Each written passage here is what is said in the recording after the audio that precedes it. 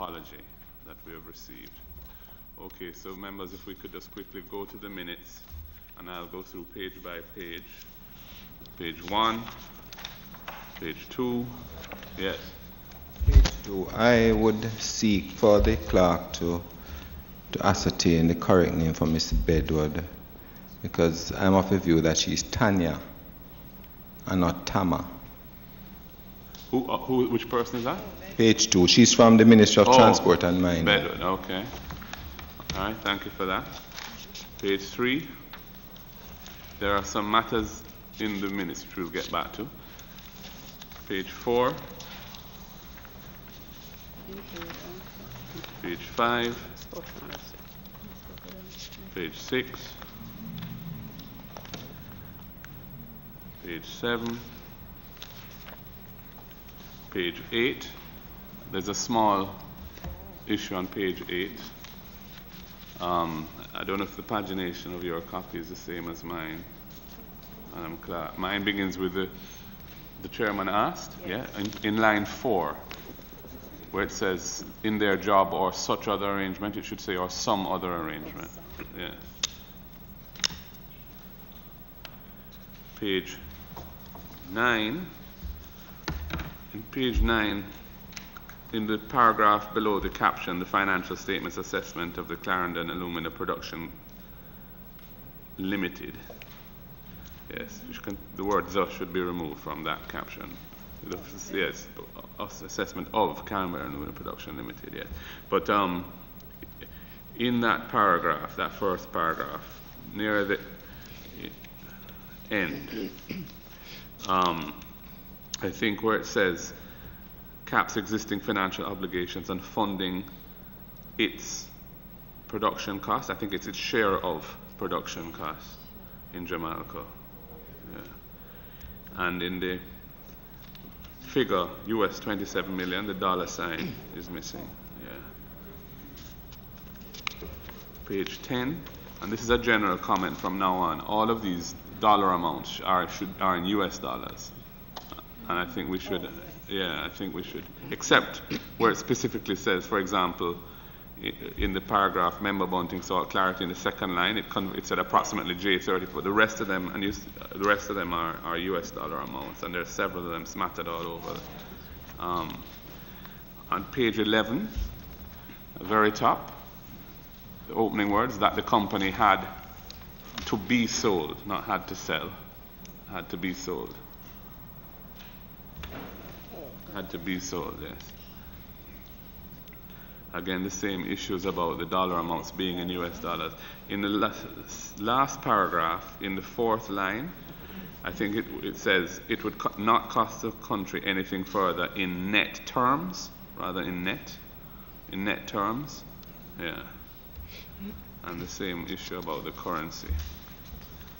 Page 12, in the second paragraph, fifth line from the end, whether the company would face any obligations should it wish to exit this arrangement. The word wish is missing. Wish to exit this arrangement. Again, the currency of the dollar amounts. Page 13, top paragraph, about halfway through the top paragraph, it says beholden to new fortress for steel. I think that's steam. Steam, not steel. Yes. And again, the currency denomination of the dollar amounts. Page 14, currency denomination again. Page 15, in the penultimate paragraph near the bottom, US dollar 15. The dollar sign is missing from the 15 million. And that's it for me. Would anyone care to move for the adoption of the minutes, subject to those corrections? Thank you, Member Flynn. Seconded by Dr. Guy. Thank you. All right. We don't have a matters arising from the minutes in the agenda, but I propose nevertheless to just raise a few issues coming out of the minutes. First of all, there were two issues for the Transport Authority that need to be followed up, Madam Clerk. The breakdown of the numbers in terms of PPV and hat name contract licenses issued by the authority for the period under review. So there's that. Okay, well, you should table them here, I think, like you did for the others. The clerk is saying that they were circulated by email, but I think they should be tabled at a meeting, so that, as you have done for some other items, yeah. And the briefing from the authority on the circumstances surrounding the ordering of the buses, and the acceptance of the buses, and then the decision to divest. If that is, yes, one report, everything. Okay, well, if we could have that tabled here for the next meeting, please. Yes. By email, apparently. I don't recall seeing it, but sometimes there's so many attachments, not all of them get noticed. July 20th. Yeah. All right. The response of the Tax Authority Administration Jamaica on the issue of withholding tax as it applies to lump sum payments, we have that tabled by it was a letter of August the 28th, and essentially it gives guidance as to the circumstances in which withholding tax would be applicable as a deduction and when it wouldn't be. And it sets out the relevant test for that. So I assume the Auditor General would have received a copy of this? Yes? All right. The other item is the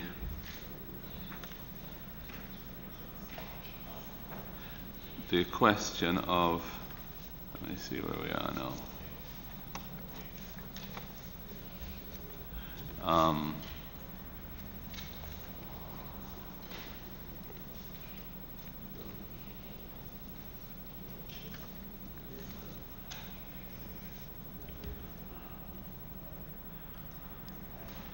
trying to recall. This is to do with the financial statements of the Road Maintenance Fund and the foreign exchange conversion issue.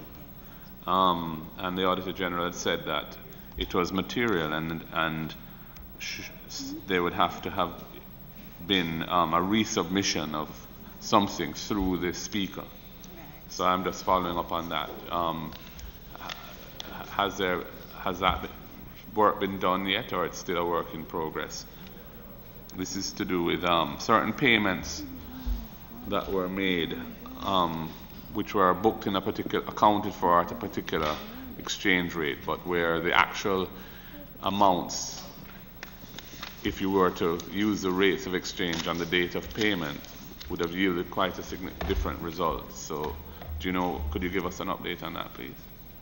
Well, I am aware of it, but I don't have an update because it's been finalized by the Auditor General, but they are reviewing the issues that would have arisen. All right. Thank you, Chairman. Thank you. Yes, that was Mrs. Lulim. Thank you, Mrs. Lulim, for the record. All right. We also have a report on the surcharge situation, which is also a matter arising from the minutes. This has been provided by the Ministry of Finance and the Public Service. Members have this document? Yes. And it's done by year for the period from 29-10 through to 2013-14, and that looks to be 6 years. And it ends there. The first question would be, does this mean that there were no surcharges imposed since 2014, or is that the data wasn't available to be included in the report? Beyond 2014. 15, There 16, was nothing beyond 2014. Oh, is that right? Okay. Totals aren't provided in the report, but you can kind of aggregate them and see.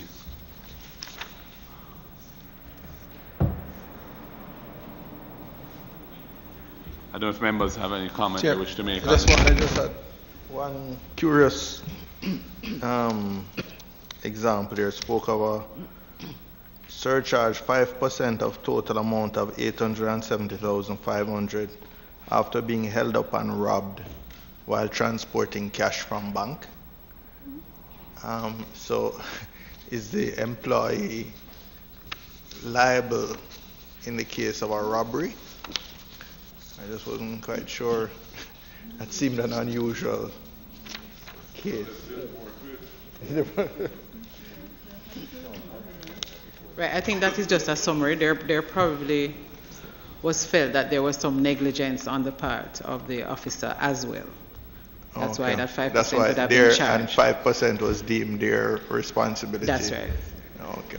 But Chairman, having some clarification on the point raised by member Bunting, can we therefore have an idea as to what the surcharges for the other instances were? Because we see loss to GOG of, say, Western Regional Health Authority, first line 1.2, surcharge for loss of public funds as a result of theft, which is $1.2 million. But what was the amount that was charged to the particular officer?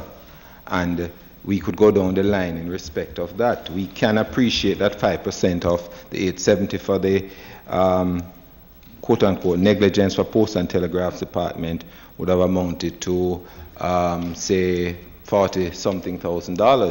But what is the amount for the others, or is it the entire sum that was the loss to GOG?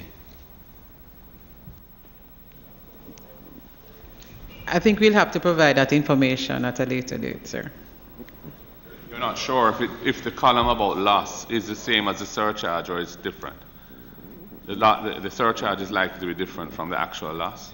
It is different from the so actual we need loss. that data then. Okay. Yeah. Okay. All right. Yes, go ahead.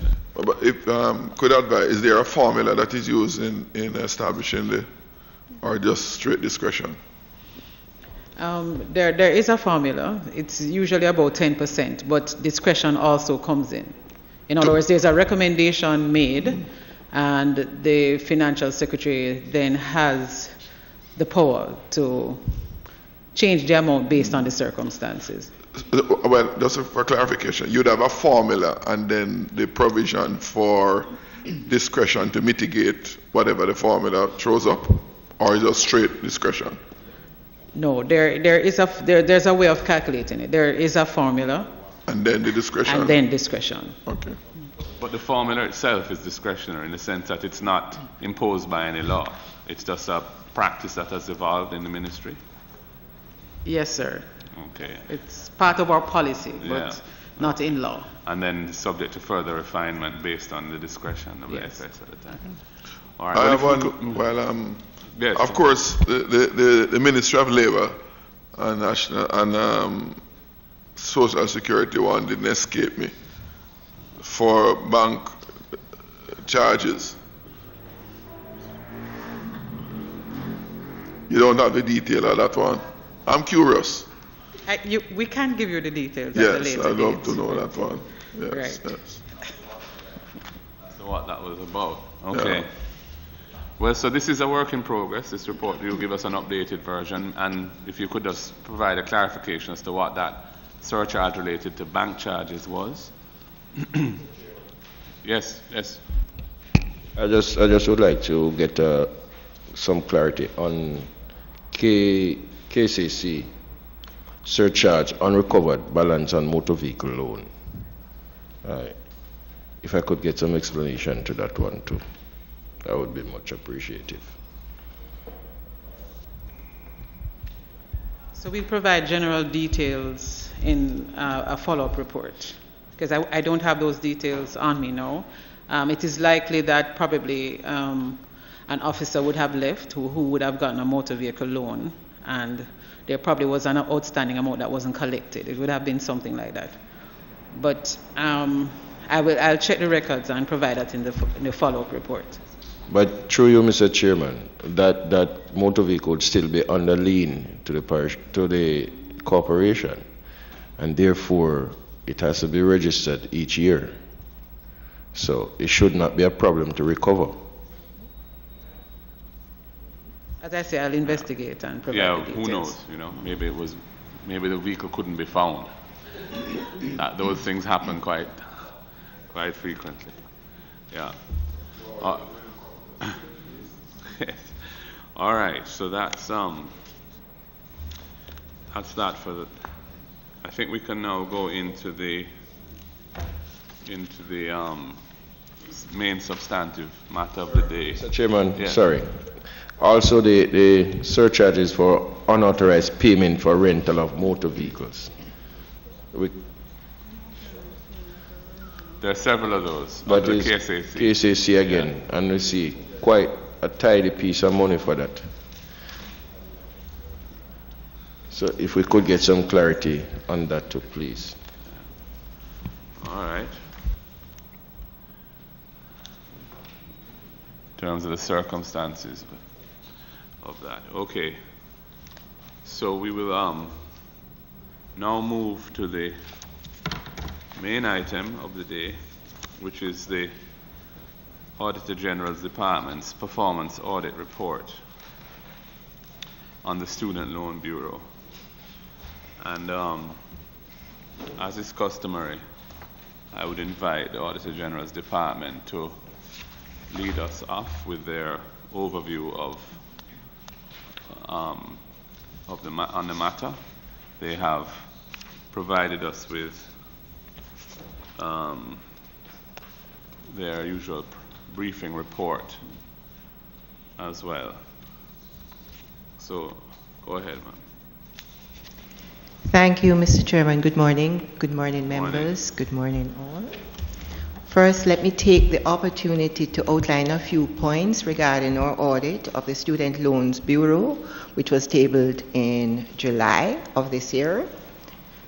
The audit sought to determine whether SLB managed its loan collection and enforcement activities to contribute meaningfully to the sustainability of the revolving loan fund.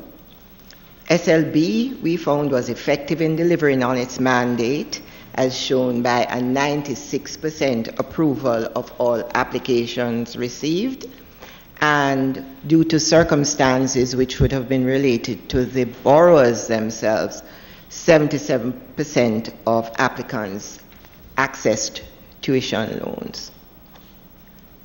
We acknowledge that labor market conditions outside of SLB's control would have also contributed to non-performing loans, which totaled $11.3 billion at February 2018, which was a significant increase relative to the $1 billion at March 2013.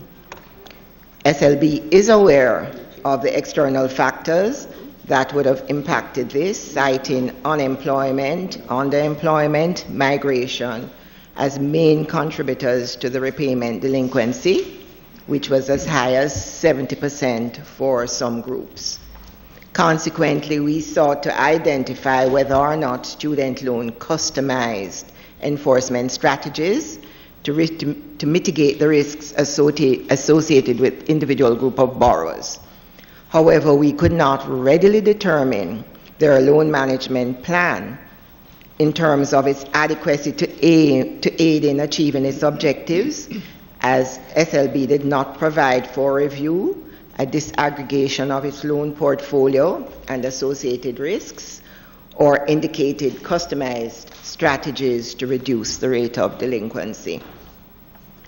As a first step, we believe that SLB needs to have a robust system in place to ensure timely monitoring and intervention to minimize as far as possible the rate of delinquency for high-risk loans. However, our review indicated that there were instances where enforcement actions occurred 1 to 2 years after loans had become eligible for enforcement action. This deficiency is critical, as we found that borrowers were fast becoming delinquent, as evidenced by a 62% of 2.75 billion loans due for initial repayment commencing January 2016, becoming non-performing within 12 months. We note that in 2012, SLB acquired its loan management system software. However, many features of the LMS were either non-functional or not utilized, resulting in the need for extensive manual reconciliation with other internal electronic platforms to verify loan balances. Accordingly, we believe that SLB would not have received full value for the $57.1 million paid to the supplier for the LMS software. In terms of its loan enforcement tools, SLB's main enforcement tool involves the use of debt collectors, who managed to collect $932 million of the $7.95 billion owed by borrowers for financial year 17-18. SLB loan approval process actually requires applicants to provide 2 guarantors to stand surety in the event the borrower fails to repay. However, we found that the guarantor system was only partially effective, with a mere $35.8 million collected from 96 guarantors between 2010 and 2017. Consequently, SLB has faced liquidity challenges, necessitating increased reliance on government funding to support loan disbursements. For 2016-17, the government funded 91% of total loan disbursements, that's about $3.1 billion, to tertiary institutions, up from 13% or $0.4 billion in 12-13. To further assist in funding tuition loans, SLB, with the approval of the Ministry of Finance, also withdrew $1.3 billion from its self-insurance fund. In that context, where SLB asserts that funding challenges would persist even if loan repayments were honored according to agreed terms, it is imperative that SLB reviews its loan collection and enforcement strategies, including the guarantor system, to reduce loan delinquency. As a matter of priority, SLB should implement a robust loan management system to allow for timely finalization of loan receivables. Further, we believe that SLB should solicit the report of the Ministry of Finance to develop a roadmap for achieving the long-term sustainable funding of tertiary education. Thank you, Mr. Chairman. Thank you, Ms. William. Members, that's the overview of the report. We have also a prompt that has identified 5 issues which we could seek further elucidation of. And but before we get into that, I just had a couple questions. First of all, the audited financial statements for the Student Loan Bureau, in your report it indicated that those were not available yet for the year ending March 2016. Is that still the case?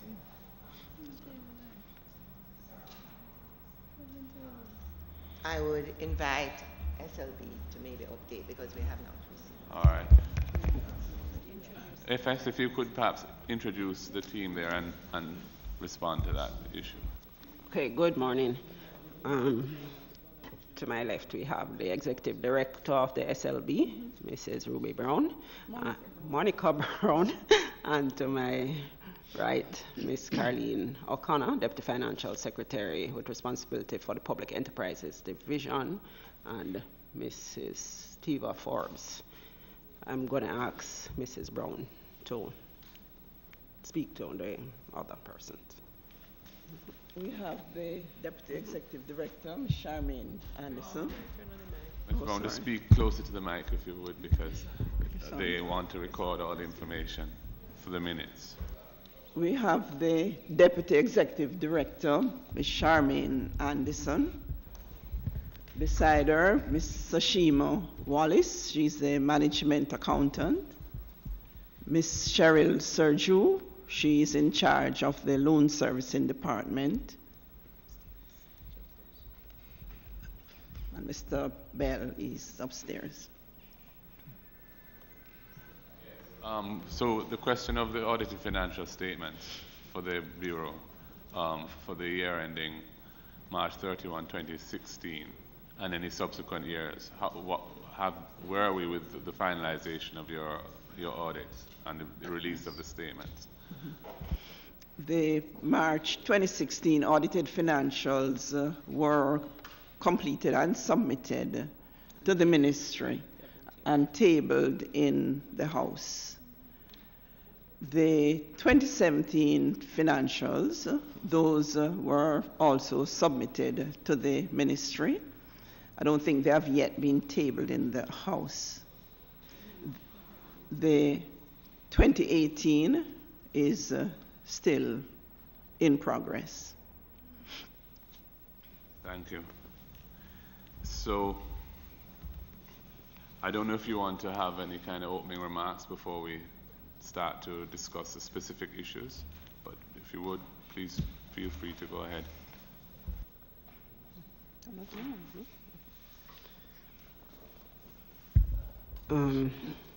Well, we note the queries that have been raised by the Auditor General's Department.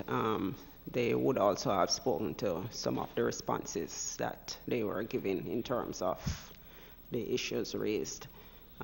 So we would just want to see what else we can elaborate on for the committee. Issue 1 on the prompt speaks to the volume of applicants and applications that are approved, the percentage of those that are actually granted loans, and the reasons for that difference. One question I have in that regard relates to the requirement for borrowers to have guarantors. As has been said in the remarks of the Auditor General's Department, the practice is to require 2 guarantors to be provided. And what we also know that the recovery from guarantors is relatively insignificant. In the period from 2010 through 2017, a total of 35 million was collected from guarantors in the scheme of things where you're talking about, for example, non-performing loans of 11.4 billion in 2017-2018. The question I have for you is, of the difference between the applications that you get and those who actually are granted loans, various reasons have been posited for the difference, including students getting scholarships or obtaining part-time employment or deferring their studies. I wondered if you have any data on applications which are refused because the applicants are unable to provide guarantees, and what the policy is on that. Speaking for myself, given the low levels of recoveries from guarantors and hearing from students who come for assistance to the Member of Parliament that they often cite the inability to provide guarantors as a basis for why they haven't accessed the Student Loan Bureau. So I'm interested in the levels of loan applications which are rejected because guarantors aren't provided, whether the requirement for provision of guarantors is a condition of access still, and whether there's any thinking around the efficacy of that policy, both from the point of view of ensuring that students who need student loans get access to student loans, because even those, for example, there may be many who don't apply because they know they don't have the guarantors available, so that wouldn't be covered in the data at all. So I'm interested in your thoughts on that question of these guarantees and the requirements for guarantees to be provided. Yeah, thank you, Chairman. The loans issued by the Students' Loan Bureau are not collateralized. There is no tangible security that we ask for. Therefore, we require guarantors. The policy requires 2 guarantors, but there was a recent amendment, I think about in 2013, 2014. There was a recent amendment to the policy which allows for consideration of 1 guarantor. So there are persons who are allowed to submit applications on the basis of 1 guarantor, but that is subject to assessment of the financial capability of that 1 guarantor to cover the risk. The Students' Loan Bureau approves each year well over 95% of the applicants. So most persons who apply for a loan are approved. However, in terms of the take-up, about 70% as found by the Auditor General take up the loan. The fact is the students are required to furnish documents to support the application. So there is a preliminary approval pending furnishing the documents. So some students may not complete the documentation process. Some students make other financial arrangements. Some may get scholarships. Some may go overseas during the summer to work to pay their fees. Therefore, although they have applied for the student's loan and they're approved for a loan, they do not complete the process for the loan. Hence the 77% as reported by the Auditor General Department. In terms of our collections from guarantors, the guarantors are pursued for payment in the event that the borrower is unable to pay or do not pay. Over the years, we have been collecting from guarantors, but not a significant amount relative to the disbursements and the portfolio. The fact is, when we accept persons as guarantor when the loan application is being processed, they satisfy the requirements in terms of income and ability to pay in the event that the borrower does not pay. When the student completes studies and the loan ends up becoming delinquent, this is 5 years, 7 years down the road. So in some cases, when we approach the guarantors, the capacity to pay has changed. Some may have lost jobs. Some may have some other circumstances which prevent them from honoring the obligation. So in terms of our ability to collect from guarantors, we do pursue them, but the actual collections is not significant relative to the loan portfolio. Chairman. Do you have a sense as to what percentage of applications do not result in an actual loan being provided as a result of the applicant's inability to source these guarantors? Mm-hmm. Do you have a sense of that data? In order to submit the application, because the application is done online, so in order to submit the application, the applicant must indicate who the guarantors are or the guarantor is. So if they are not able to access guarantors, then chances are those applications would not be submitted online. So they would have to go through another process, which is through an appeals committee of the Students' Loan Bureau, which would process those persons to determine whether they are eligible to be granted loans based on the fact that they do not have guarantors. And there was one case we had recently where there was a student who lives in a shelter and was not able to find guarantors. And he appealed and he was approved for a loan without providing guarantors. So there are exceptions to the rule to allow for persons, especially those from vulnerable communities, to be able to access the student loan. My concern is that the persons who need the financing most are going to be least able, likely to be least able to find suitable guarantors.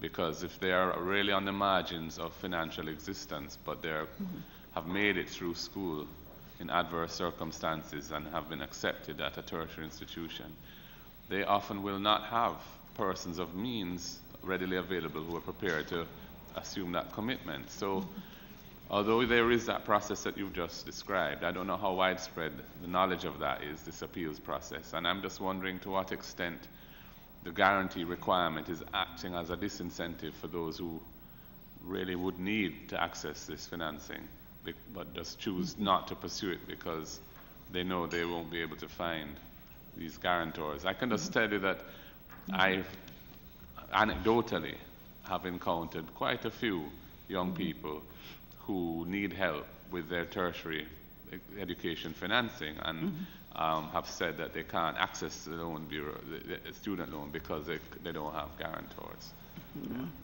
Member Guy? Thank you, Chairman. Ms. Brown, you, before the Chairman asked his series of questions, I wanted for you to give us an overview as to what the application process is. Because just reading the narrative here, for the AG to say that the SLB approved 96% of applicants, but then the take-up is just about 77%, and then you have given reasons to indicate why, and one of those reasons is not able to get the guarantors. To my mind, raises a challenge, because if you approve something, then how is it that somewhere down in the process there's a non-approval? You indicated that there's a pre-approval process, which is what the 96% is referring to. Am I correct? Right. So it probably is incorrect to say that 96% were actually approved. Conditionally should have been part of the narrative. I understand the challenge you have, but some time ago, and I'm following up on a comment from the chairman, the whole aspect of guarantors. There was a discussion sometime about changing the policy for no guarantors for a group of individuals who, as you indicated, there's an appeal process. And I do agree with the chairman in his suggestion that that process is not known readily, because whereas his constituencies are in a city community where there are many who can't find. In rural communities, we still have those challenges. And unless students know that this is available to them in certain instances, they will choose not to come or to go to a tertiary institution because they see the end of the road as being right there. Is it that the Student Loan Bureau does not have sufficient funds to accommodate that sector, why it is not readily advertised that there is a capacity to help those students? Or is it that it is something that you don't want people to know readily, and you would seek to eke out, for want of a better word, from those guarantors, from those students, that they pursue getting a guarantor before the loan can be processed. It is a little challenging for them, and I want a clarification on it so that we can have them know that this facility exists.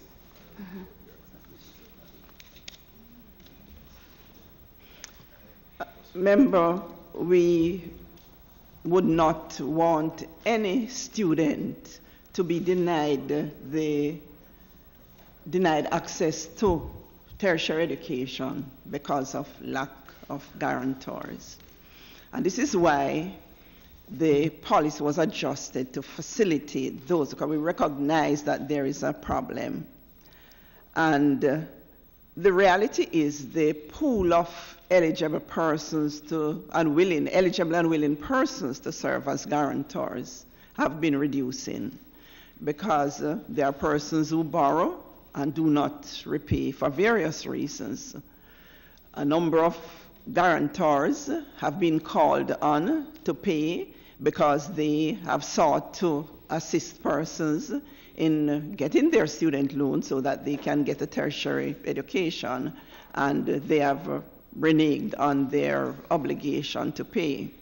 But at the Students' Loan Bureau, we really would want to ensure that all persons who want to access tertiary education and do not have the funding are able to come to us for funding. In terms of the information on the process, the appeals process, it is information that we put out there from time to time. We probably do not put it out there with the level of frequency that we ought to put it out there, but there are persons who come to us on a fairly frequent basis to appeal and to be allowed to access loans without guarantors. Is it on your website where the application form is submitted? It should be on the website. I'm not 100% sure, but it should be on the website, the information regarding the appeals process to be able to access loans without guarantors. Member Bunting and then Member Clark. Two questions. The first has to do with the write-off policy.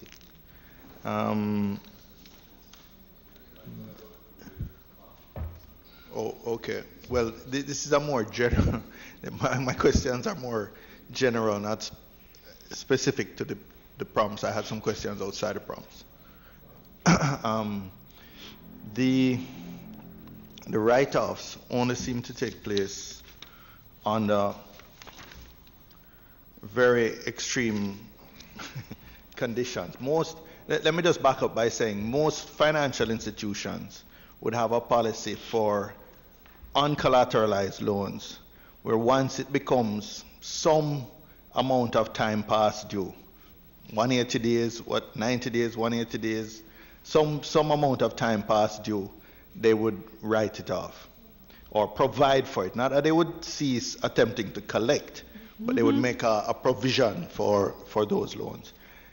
You don't seem to do that because, as you have outlined, well, as this report, the performance audit report, not the prompts, the full report, has outlined, it's only in very extreme cases, parties to the loan declared bankrupt, loans with balances less than $1,000, special cases, loans that have matured and the underlying documentation, legal documentation, is inadequate to support further.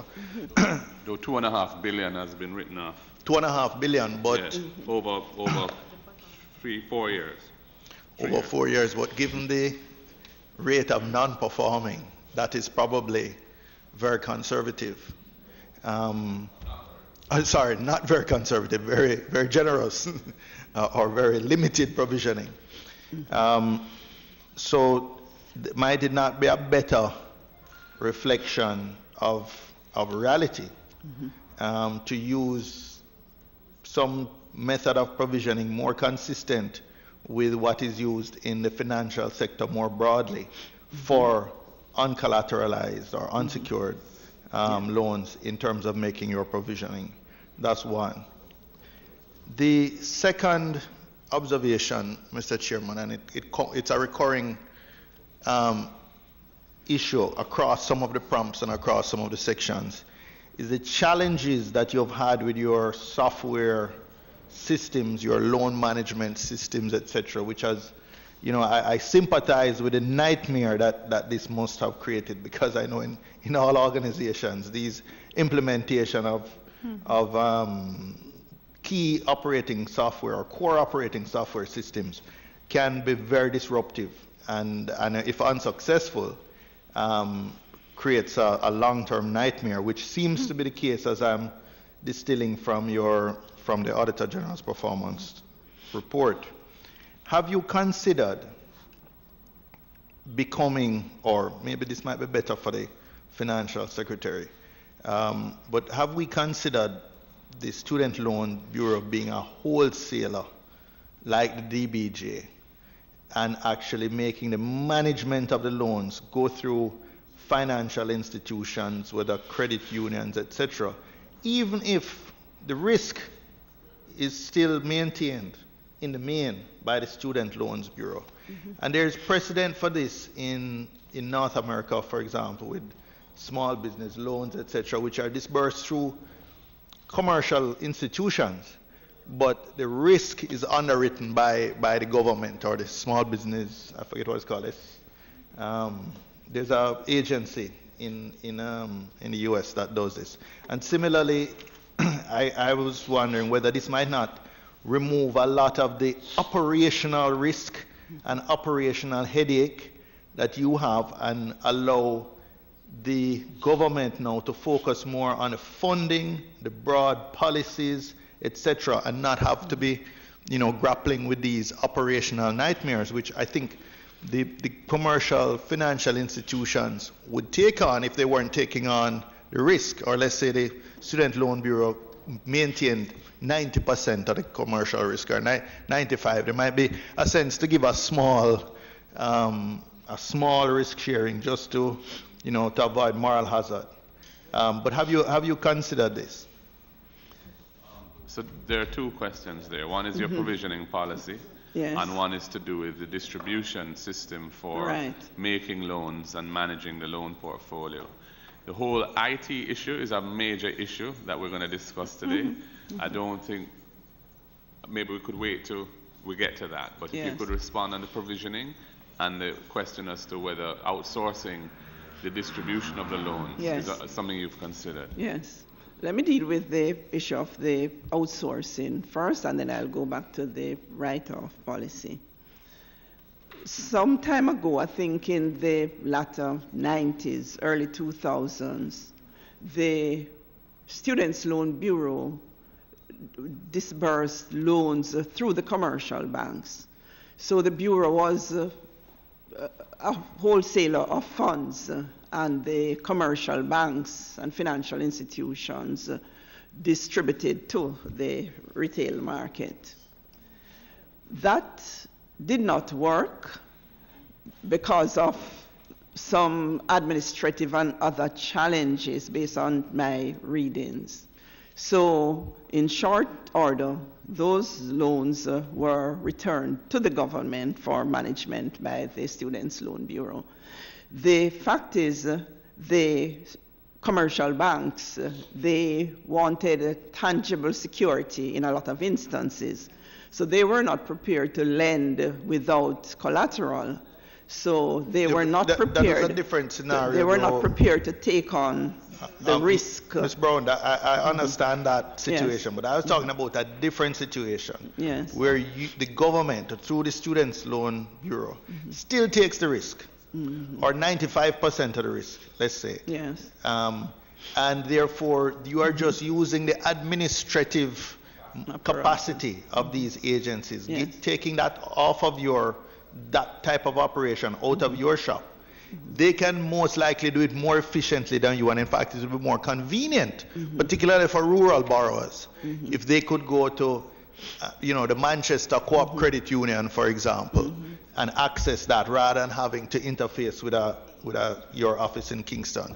And the credit union would get a spread on the loan to cover their cost of administering it and processing it. They would do it according to your guidelines. Yeah. So they wouldn't be using their own, trying to say somebody must bring in their land title or whatever. They would do it just as this, according to your policies and instructions. Yes. But just I'm saying it will be more accessible for the borrowers, especially in rural areas, to go through their local branches of commercial banks or other financial institutions.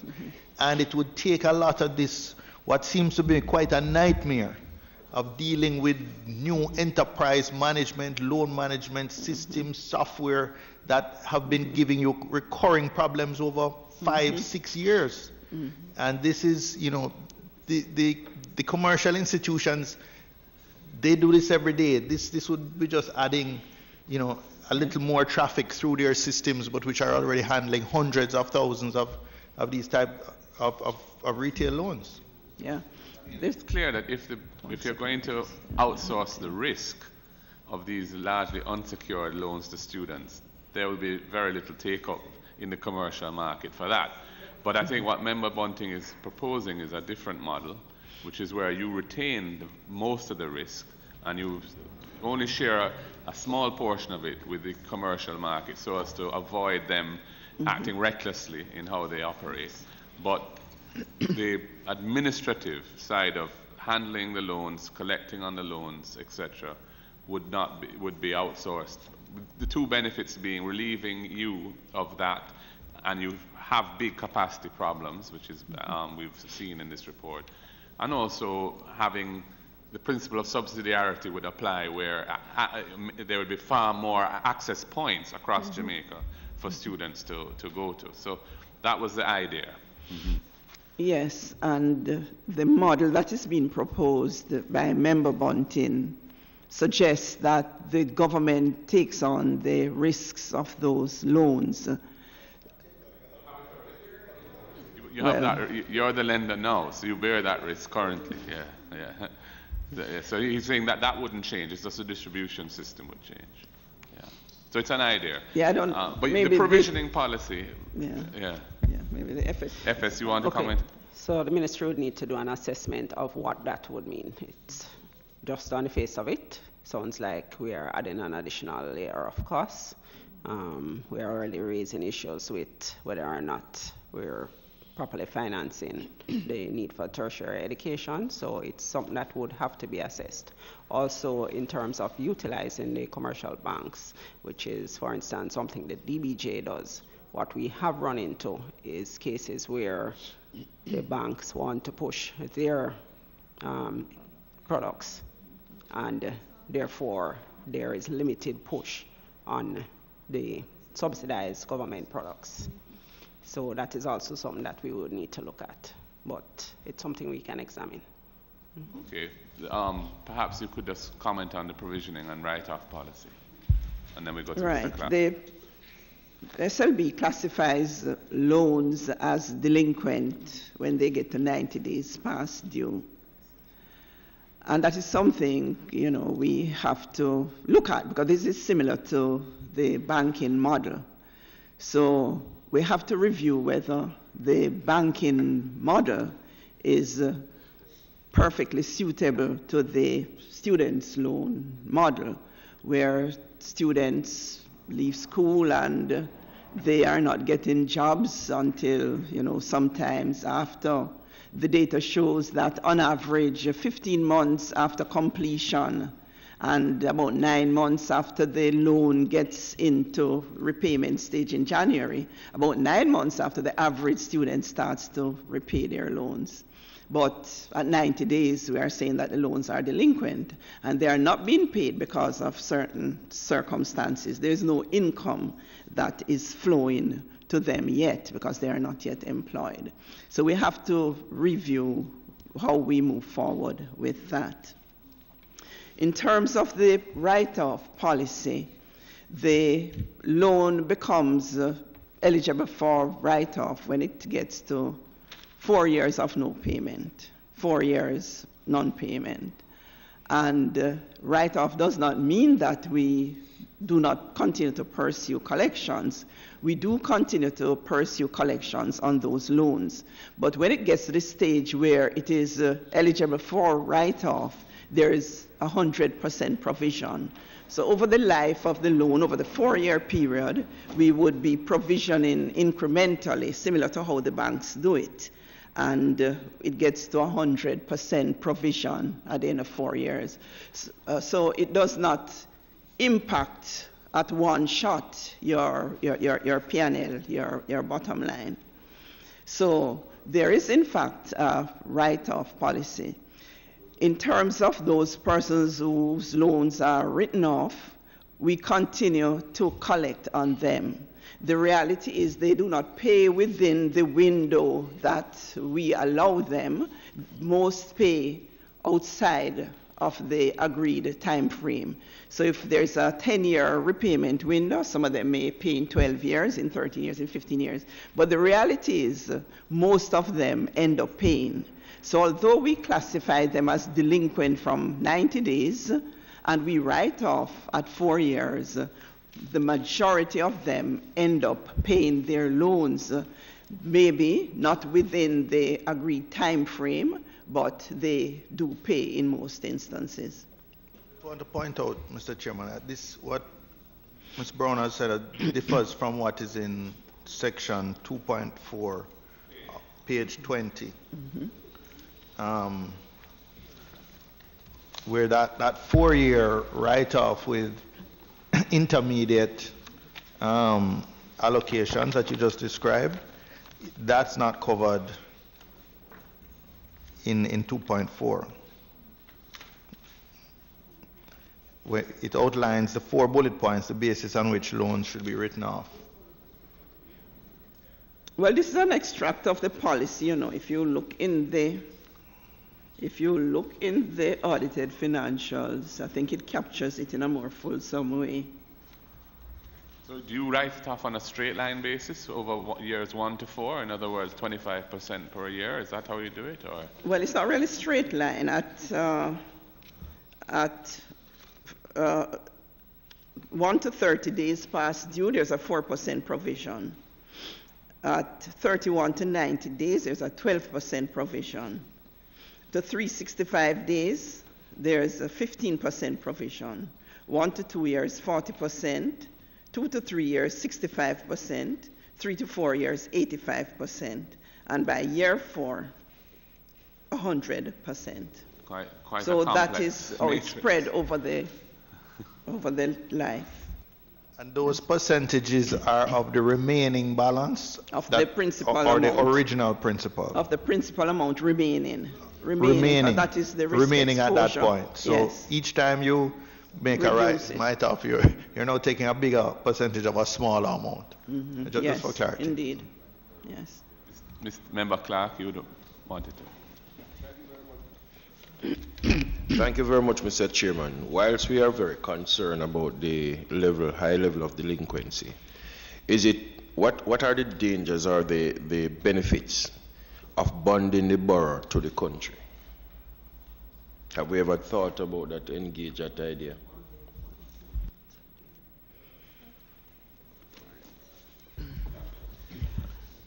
Okay, given the reality of today, where we are indicating that some of the reasons for delinquency is the fact that persons have been unable to obtain jobs for a significant period after leaving school, I don't think that is something we could just pursue at this point.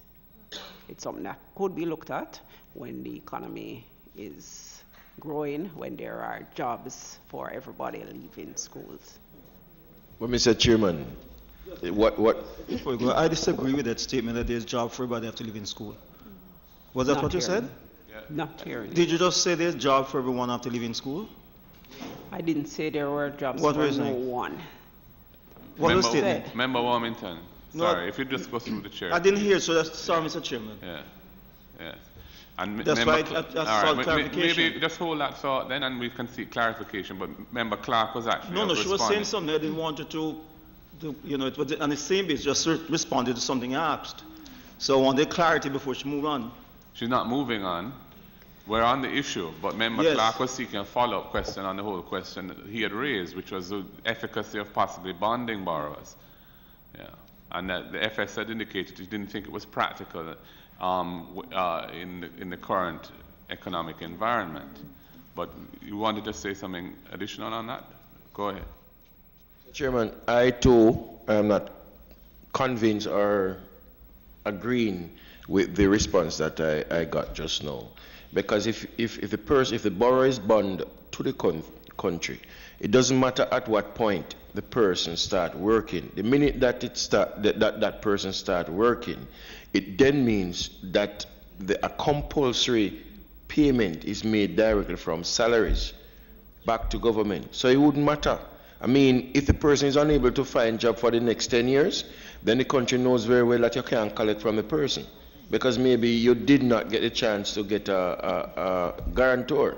And we do understand the situation where guarantors are concerned, and those who are from the more informal communities, the troubles that they find to find a guarantor. All I'm simply saying is that to every single borrower, you bond them to the country.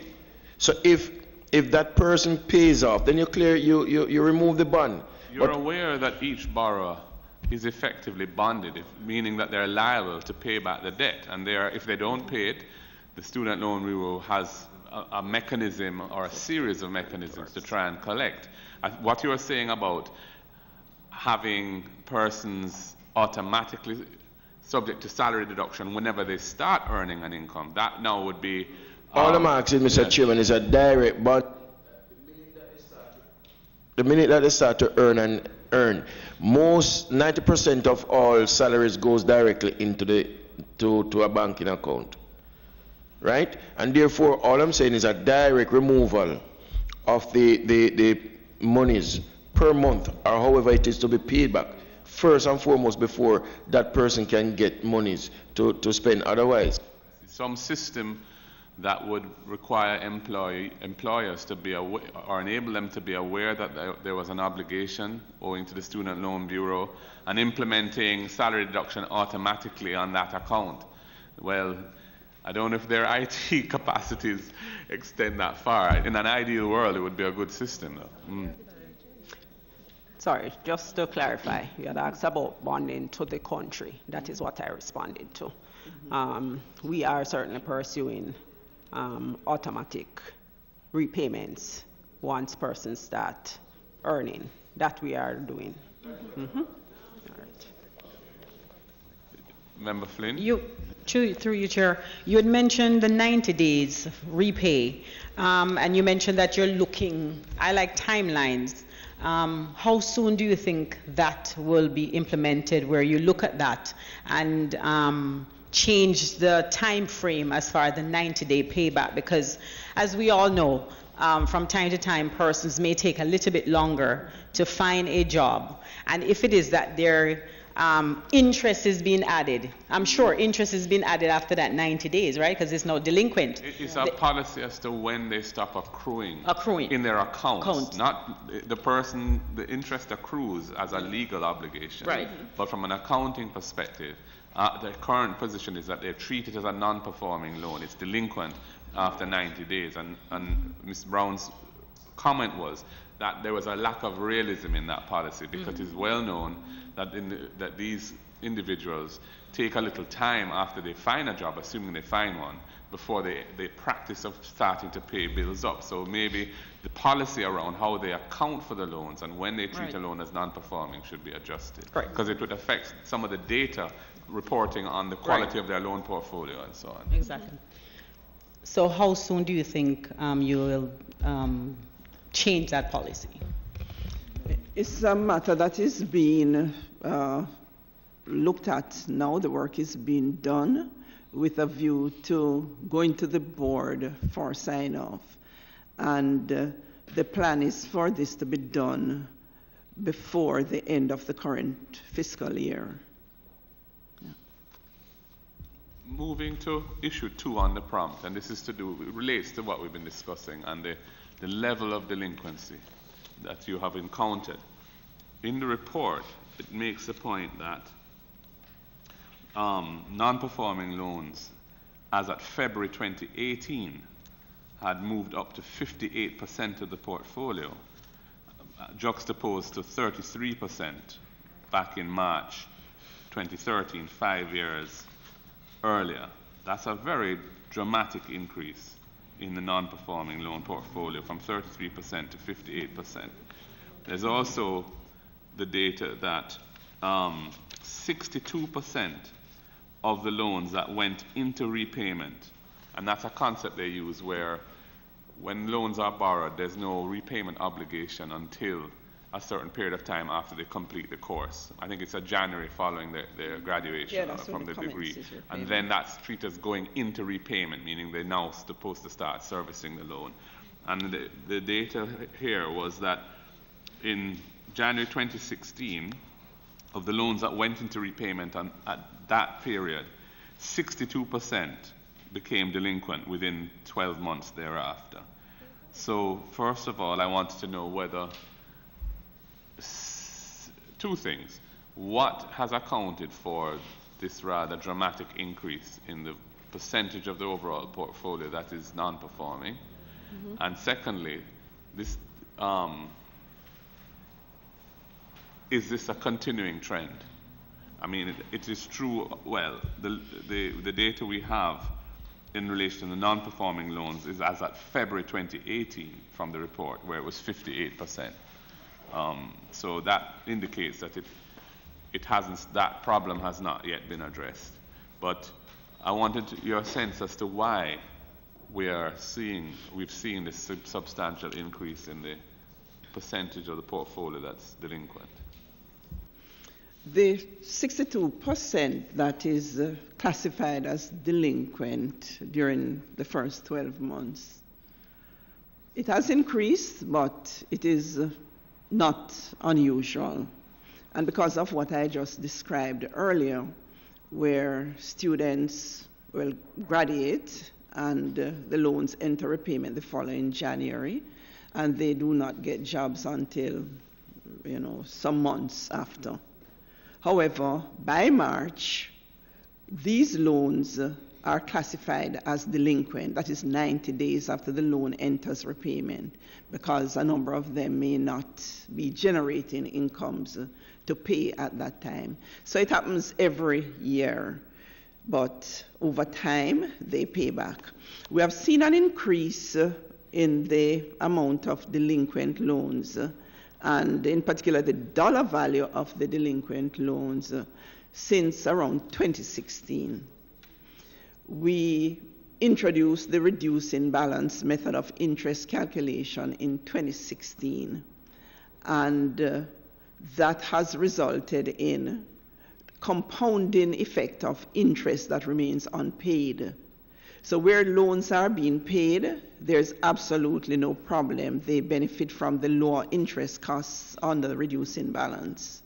Where loans are not being paid, the interest arrears is added to the outstanding balance. So there's an increase in the growth rate of the outstanding loan balance because of the compounding impact of the reducing balance interest that was implemented in 2016. So that's a significant contributor to what we are seeing in that significant spike. The reality too is that the loan portfolio has grown over the period.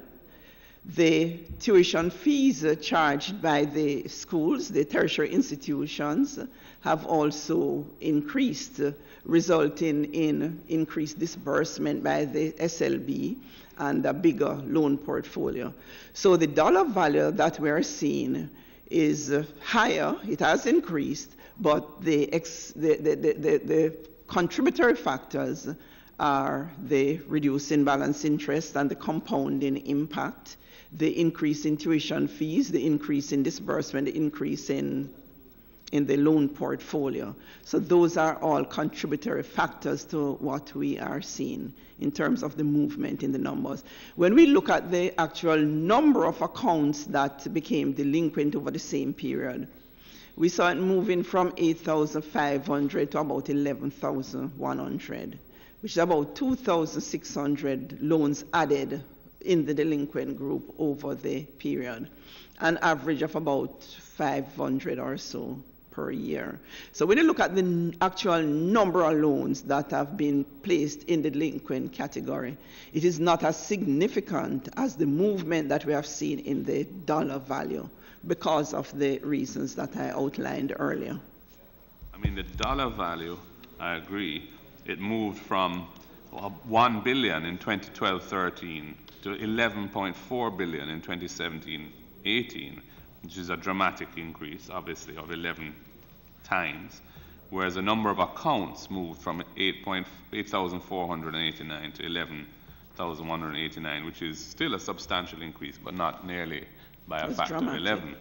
So that is true. But the overall percentage of the portfolio that is delinquent has gone up by more than half, from 33% to 58% as of February 2018. And you're saying that a large contributor to that is the accounting of the interest on a reducing balance basis, where if they're not being serviced, it adds to the volume of outstanding indebtedness. So just for clarity, so previously, whatever system, you moved to the declining balance method.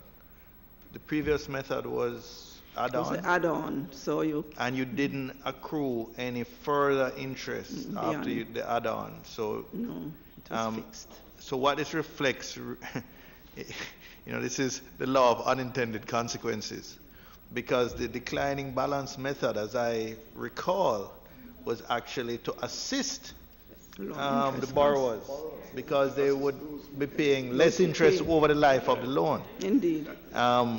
But as you said, that is on the assumption that they pay the loan.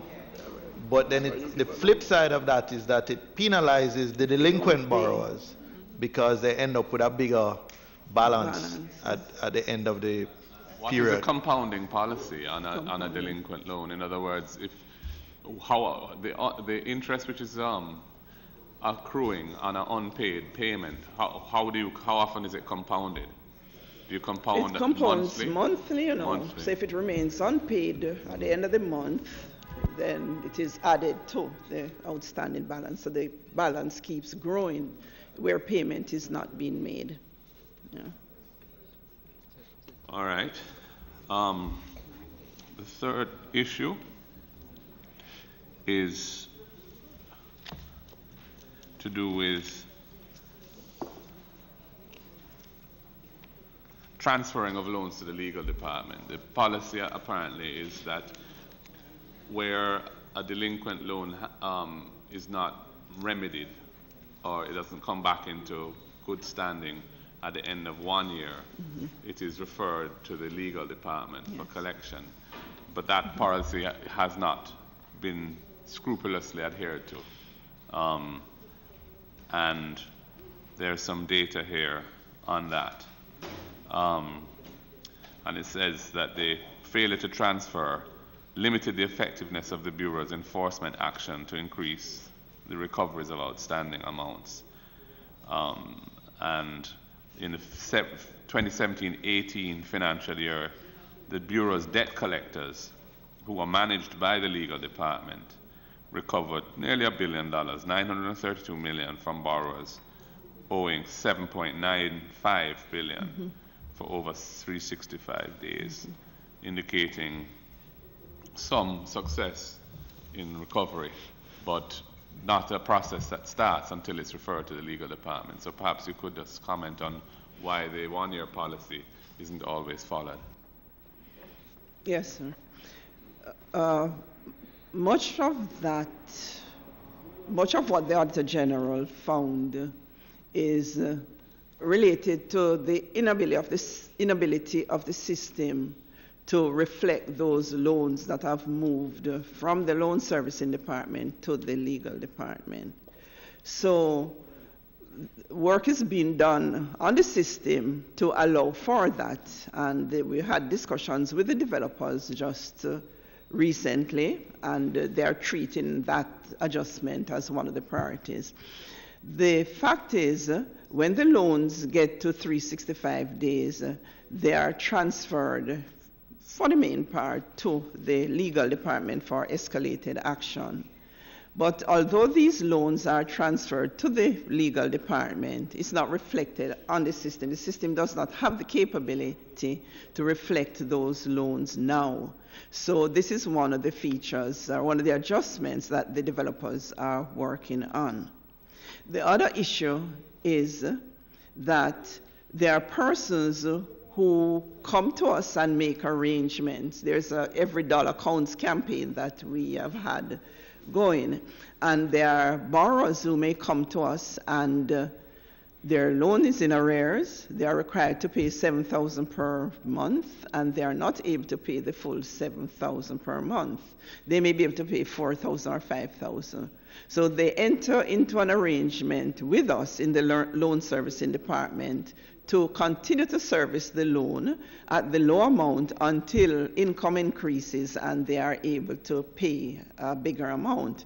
So those accounts, we would not want to transfer to the legal department to be farmed out to debt collectors and attorneys for escalated action. So those are some of the loans that remain in the loan servicing department. So generally speaking, the ones that get to 365 days, they are maintained on a spreadsheet, so the legal department is working them, but when you look at the system, you will see it reflected under the loan servicing department queue.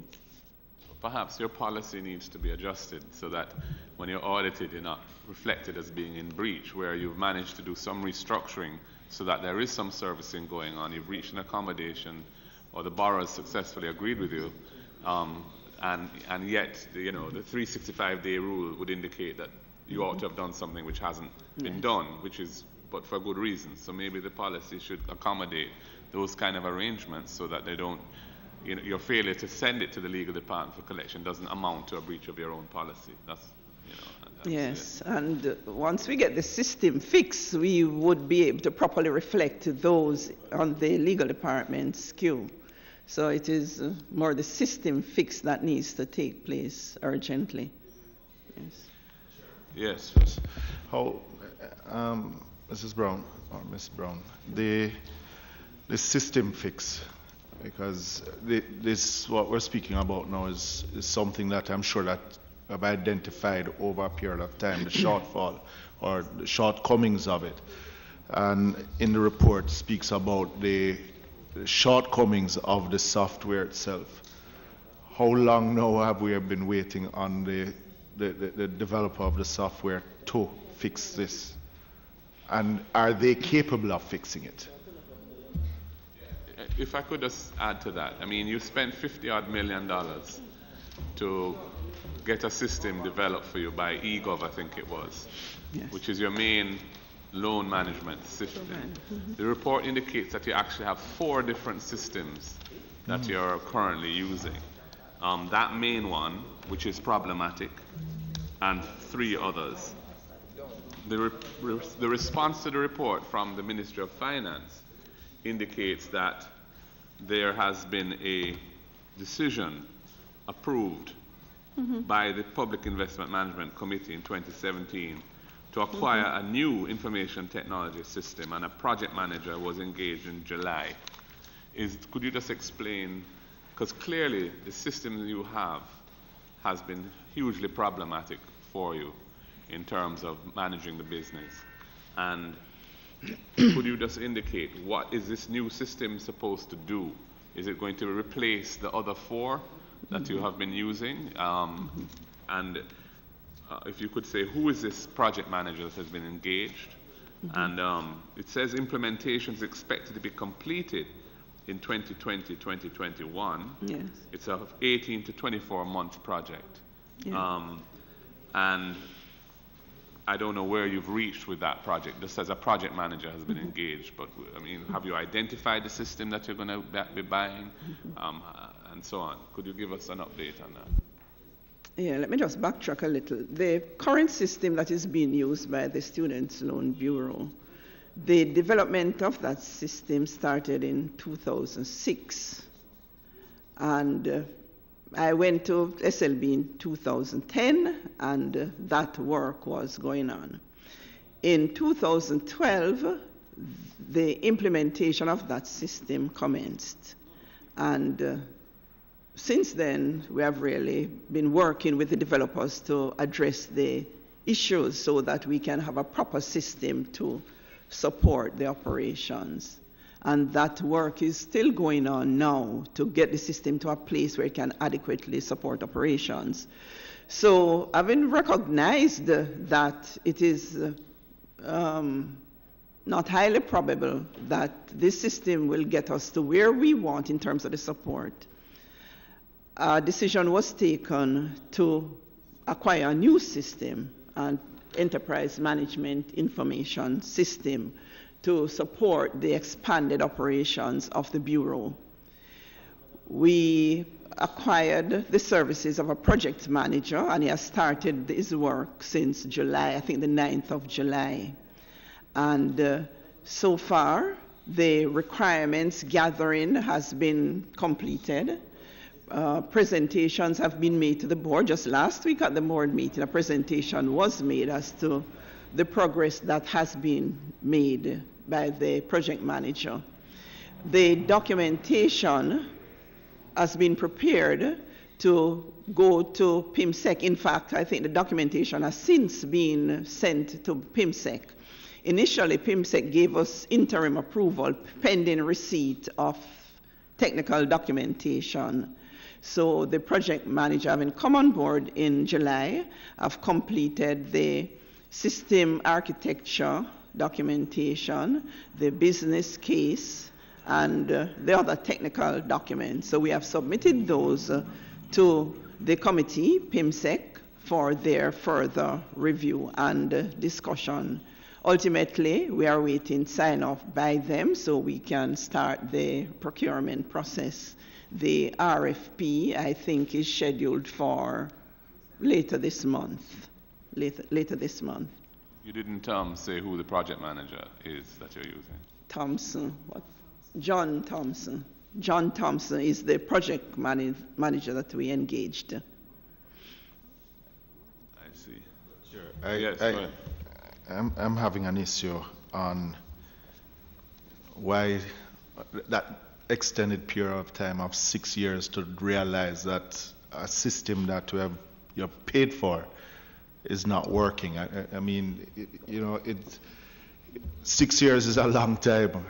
I mean, you know that something is not working once you put it in. And if it is it a case that the supplier of that software was not capable of supplying what it is that you needed? Because here it's showing that quite a bit of resources was expended in having the software to where you want. And Ms. Brown, it doesn't sit well because of that extended period of time.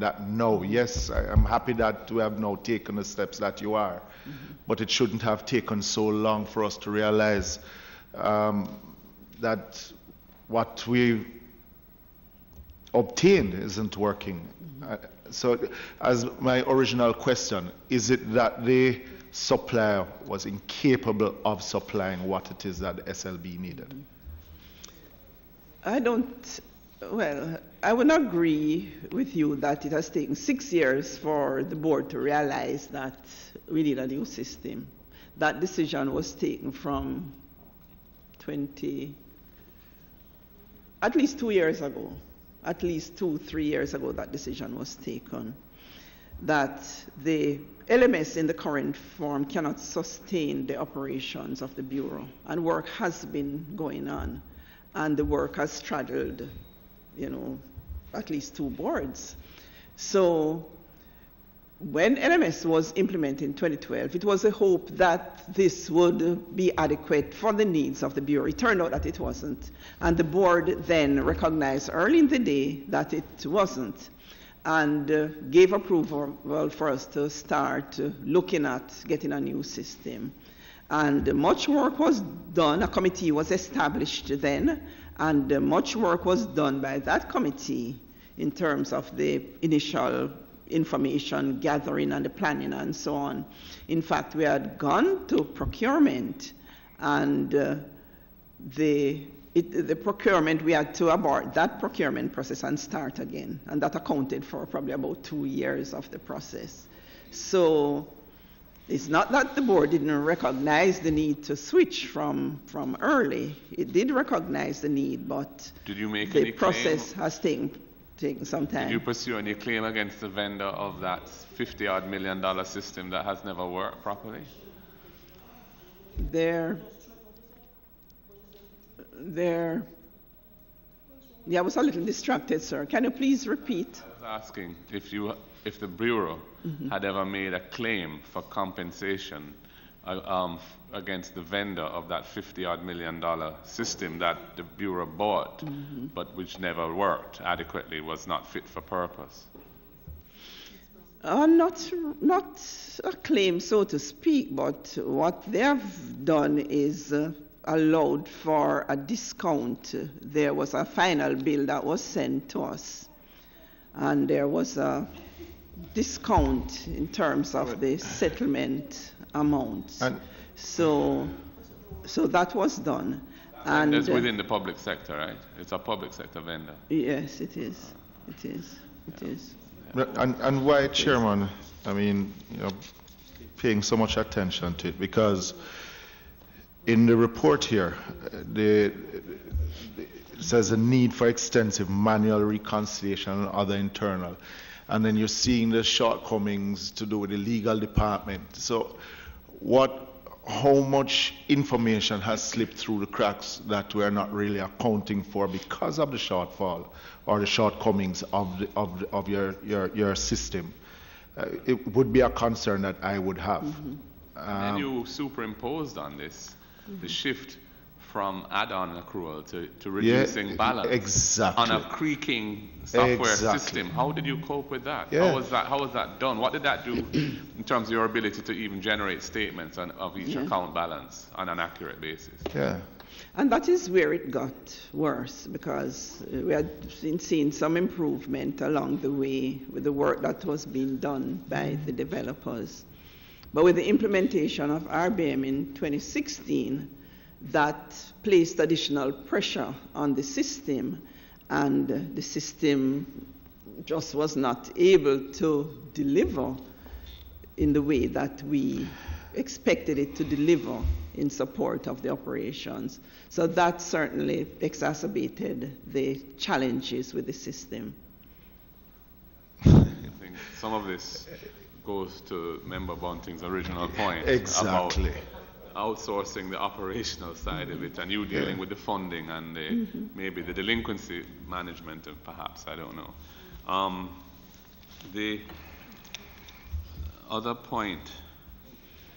Chairman, before you leave that, yes, go ahead, please. Just something curious. You indicated, Ms. Brown, that this procurement was from a public sector entity. Yes, sir. Before you got the system, wasn't there a discussion with that entity as to what the requirements of the Student Loans Bureau? And was there an understanding or an agreement from that provider that they were capable of delivering on this particular request or requirement of a Student Loan Bureau? The announcement was made regarding implementation of reducing balance interest.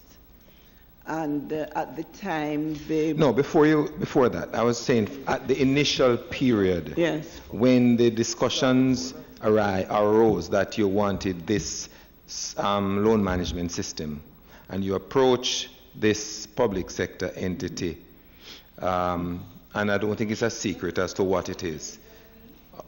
Is it eGov? Yes. Yes, and you approached eGov. Yes, it's easier for me to say eGov than this public sector system. You approached them that you wanted this particular software, did they agree that they were capable of providing what you wanted as per your requirements? This was in 2006. It started in 2006. Yes. So I really don't have a lot of the history apart from what I've read and what I've seen. And your reading suggested that this was so? Well, there was a contract to deliver, and Okay. the Students' Loan Bureau outlined, that these are the things that it needed, and there was a contract that was signed to deliver those things. In terms of the requirements that were done at the time, I do not know that they were, I don't know whether they were comprehensive enough. I really cannot speak much to that because this predated me by a number of years. It shows to me, in my mind, the grave dangers in trying to develop a bespoke system within the government service for what is something you can buy an off-the-shelf system for that's tried and tested. FS? Okay, I was just going to note that, to the best of my knowledge, there were 3 phases to the implementation of the system. The first phase was implemented. There were a few issues with that, which they attempted to correct, and that is where the slowdown began. But they were moving towards resolving the issues when the RBM was introduced, which introduced something that just was not on the table to begin with. Reducing balance. Yes. Calculation. But by all accounts, the system was struggling even before. I mean, I don't think it has ever really been... Not where it is now, not at the level that it is at now. Accepted. There's a question I have in relation to this issue 4, where they talk about the non-performing loans and write-off of uncollectible loans totaling $2.5 billion and so on, affecting the liquidity of the institution and what have you. I would just point out, though, that the cash position of the Bureau has actually improved from $0.23 billion, $230 million in March 2013 to $2.1 billion in March 2017. So, and that is really as a result of the fiscal policy which supported the Bureau with a 0.75% allocation of additional education tax, without which the Bureau would have really been unable to function. And that has been what has kept the Bureau going. There isn't really any data in the report on the operating costs of the Bureau. It's focusing really on loan collections and loan disbursements and so on. But in trying to assess the overall liquidity situation and the efficiency of the Bureau, there's really nothing on the operating costs of running the enterprise. So that would have been helpful. But the fact that you had this March 2017 had over $2 billion of cash is an indication that all is not awry. But there's a thing here about the management response. The 4 to 6 year moratorium period continues to impact negatively on available funds. What is that? What is this 4 to 6 year moratorium period? Students borrow in year 1 of school, and the period before it goes into right payment. Before it goes into repayment. So they spend on average 4 years in school. Some spend 3 years, depending on what you're doing. Some spend 5 years. So an average of 4 years, during which time they're not required to pay back their loans. Some, however, opt to start paying back, which is good because it saves them some interest costs.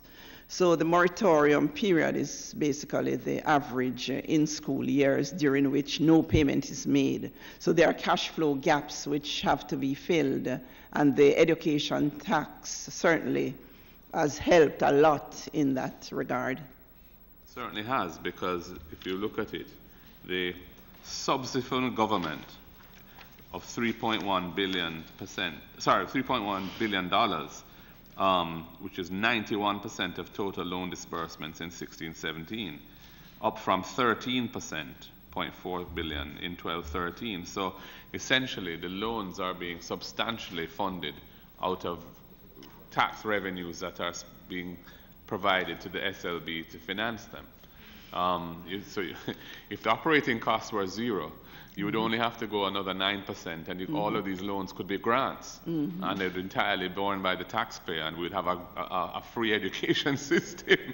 So it's something from a policymaker perspective. It is really something worth looking at, because overall, what you have is a big enterprise with staffing and lots of operating problems, which is really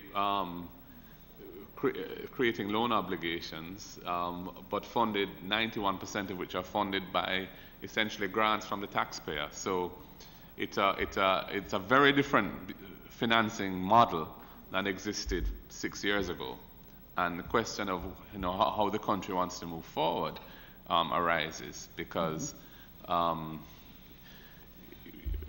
there are so many challenges that you face and that borrowers face, and there are access issues as well, and the need for guarantors and all of this sort of thing.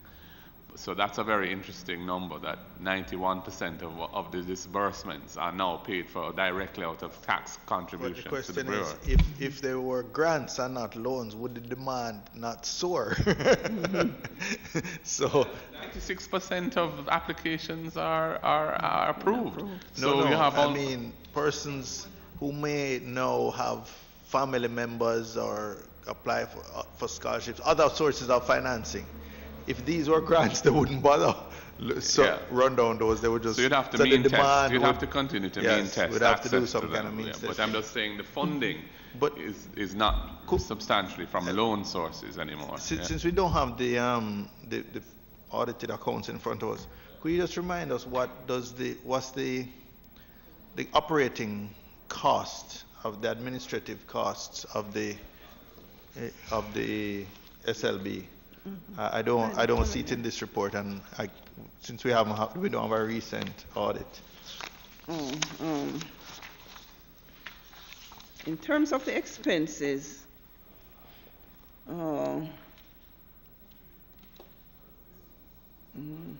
April to. All right, for as at March 2017, the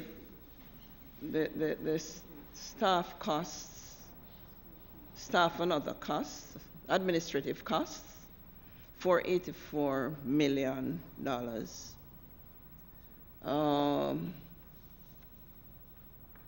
So on average, that is what it cost us. So does this include sort of collection costs as well?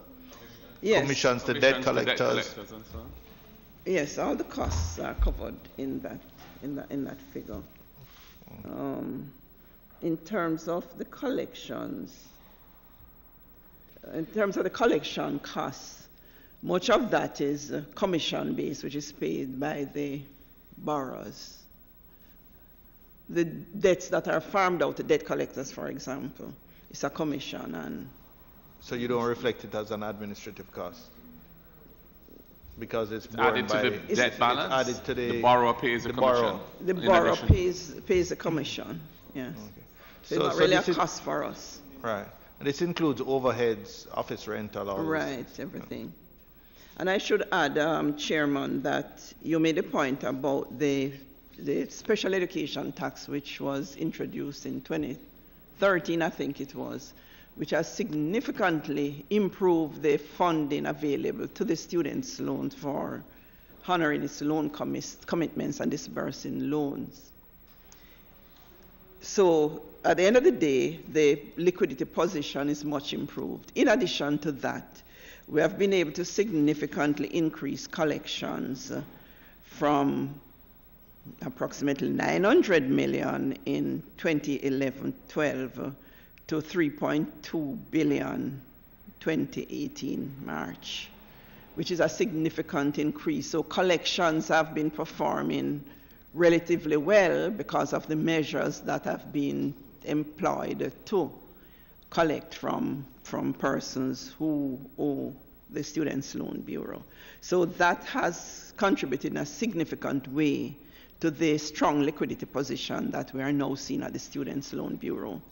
So having approved 96% of the loans, or I think it's more than 96% of the loans, every person who is able to complete the process by taking in their documentation can get a loan, can get their loan disbursed.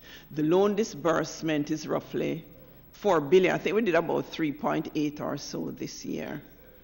Right.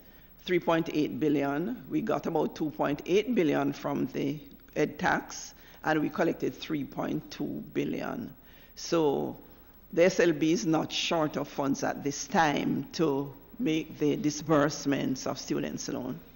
To reconcile without looking at the actual numbers in front of us, but I was listening to you earlier saying 91% was funded. Well, in other words, I was just saying that if you look at the total disbursement for the year of loans, right, and the total subsidy received from the taxpayers, 91% about 91%. of that. Yeah. But the 9% would be less than the 3.4 billion being collected. So the Student Loan Bureau must have a substantial cash balance. 2 billion. The cash It's balance over is over 2 2 billion now. Yeah. As we speak, Ms. Brown? Yes, it is. It is. It is. That doesn't include this fund that you set aside for death and disablement. That's a separate That's matter. The insurance fund. Yeah, which is So also that's overfunded. That's self-insurance. Which is clearly overfunded because you were able to take a substantial portion out of it when you needed it. Which is a self-insurance. Yeah, but remember, scheme. the insurance is really not there for funding loans, you know. The insurance. I know, but you were able to, because of the rate of drawdown on that fund to meet the risk that the insurance is to cover is so low, you had surplus in that fund that you were able to convert to equity. Yes. That's right. In other words, to use for your normal operations. That's correct. That's what you did. Yes, for disbursing loans, yes. So, Mr. Chairman, earlier I heard the argument of persons not knowing about SLB. Is it that now that where we are at SLB, it would be good to engage the high schools and tertiary institutions to at least make them aware of the SLB and what it is all about then? I mean, you could comment on your marketing. Yes. I mean, one interesting item of data in this is that the number of borrowers has actually fallen over the years. What is that now? The number of beneficiaries has fallen 17% from 12-13 to 16-17. So less people are actually applying and getting. The loans are probably getting bigger because the cost of education have gone up, but the total number of borrowers, so you actually, your loan portfolio is growing, but the number of borrowers is actually declining. Yes, the numbers have declined. I don't know if marginal is the word, but it has declined over the past few years. On average, we get about 13,500, 13,700 applications this year and the previous year, 17-18. We have gone up to as high as 15,000 prior years. So in our preliminary research, what we have seen is that there is a fall-off in enrollment in some institutions, significant fall-off in some of them, and that impacts the number of applications that we get at the Students' Loan Bureau. The other thing is that more and more persons are going overseas to work during the summer to pay their fees, so they are not using, the option unless those arrangements have not worked out. And more persons are also getting scholarship offers. So there are some options that persons are also pursuing. I mean, my concern is that the requirement of guarantors, which is well known out there, is an off-putting feature for some young people. They have an assumption that they won't be able to get it because they don't have the guarantors. And I don't think it's well known that they can appeal and so on. And even that it's only one guarantor that's required now. And given how little you actually collect from guarantors, I'm just wondering if that policy ought not to be totally revisited, because I think it may be counterproductive. Yeah. Hence the need for the education, Mr. Chairman. Yeah, it is something that, we continue to look at, and obviously we'll have to look at it again, continue to the review, but ultimately the ministry, our parent ministry, will also need to guide us because, do we want to leave ourselves totally exposed? And the fact is, although you may not collect a lot from the guarantors, what they do oftentimes is lead you to the borrowers, to locate in the borrowers. So once you approach the guarantors, they don't want to pay, and I can fully understand that. So they find a way of leading you to the borrowers, telling you where to find them, so that we can collect directly from them. Yeah. Yes. And the other issue, go ahead, Member Cap. Thank you, Chairman. Mrs. Brown, Ms. Brown, are you guided by, well, let me firstly, this 484, which you say is your staff cost, that's total admin. Admin cost. And that's, that's 2017. I think you said that that's inclusive of the rent. Rent and printing and telephone and electricity. I recall there was some time ago that you had a plan to move the offices from where it is presently located to someplace downtown. How is that going? Well, that property was acquired, I think, in 2011, and the initial work had started in terms of getting estimates for renovating the building. There was a change shortly thereafter, and it took some time for the then board to, go through and satisfy themselves that this was a good investment. The fact is that work has not really got off the ground. So in terms of the plan to move our offices, to renovate and move our offices to downtown, that really has not progressed much. On Harbour Street, we had bought one of those old buildings to renovate and use for the SLB. And you're paying rent where you are now? Pardon? And you're paying rent where you are now? Yes, yes, we are paying rent now. Ms. Burton, could you just tell us of the 484, what part of it is directly related to the rental?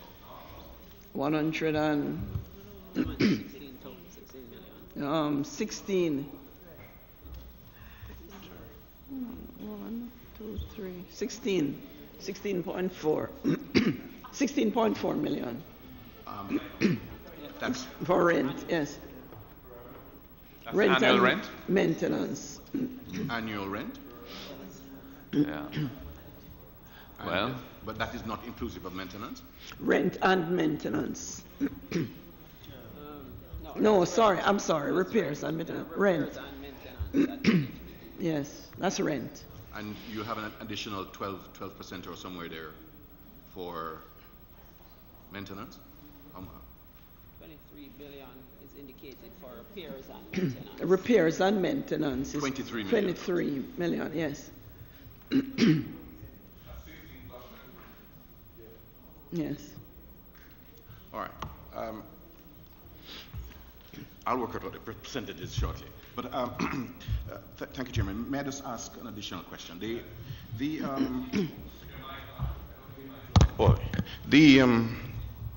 I have a little. Are you guided by the labor market surveys in making a determination as to what categories of persons you lend to? Some time ago there was a discussion that, given that you had some level of some constraints, you were actually contemplating targeting specific categories, say the engineers, and as opposed to lending to people like lawyers and philosophers and historians. That is that. Yeah. Thank you, Chairman. Do you do any such targeting? To an extent, yes. What we have done is provided loans to these priority sectors at a lower rate of interest. So the regular loans, for example, is 9.5% in repayment. The loans to the agricultural sector, engineers, IT, logistics, maritime, those are at 6%. So those have got some priority rates to encourage more persons to pursue studies in these areas. The prioritizing, however, is less than it used to be, given that we now have adequate funds to provide the demand for the past 3 or 4 years. Do you accrue interest in the moratorium period? Yes, interest is accrued in the moratorium period. At 9%? 7.8% in moratorium and is it compounded? 9.5% during the repayment phase. Is it simple interest during that period, or it's compounding? Monthly? It's compounding, yes. Wow. Well, now that you're cash rich, maybe you should have a look at some of your interest accrual policies and rate setting, because it's and also the whole way in which you account for the non-performing loans, that issue we discussed earlier. A lot of the kind of alarm arising from this report is as a result of those very drastic numbers about the growth in the percentage of the portfolio that's delinquent. But it's really because the policy doesn't fit the reality of how these borrowers operate. And I think that you really need to fix that so that we don't have that as a recurring decimal going forward. Yes, and that is correct, Chairman. And this is something that the committee is reviewing, the whole compounding of interest, the whole delinquency. How do you measure and report on delinquency? So these are the issues that the committee is reviewing with a view to putting a policy position to the board for consideration. Sorry, Member Campbell, you had a follow-up? Yes. Yeah. Can I just take you back to the building which you acquired on Harbour Street?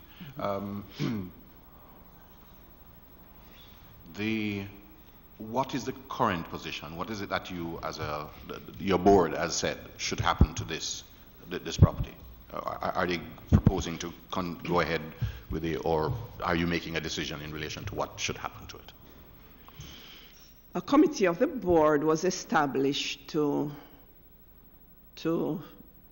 look at it and make a recommendation to the board in terms of a decision as to what we do with the building. Do we renovate it and relocate there? And part of the issue too had to do with the parking arrangements. There's inadequate parking in the downtown area. When that building was purchased initially, there were plans for additional parking to be built in the downtown area, and that has not been realized to date.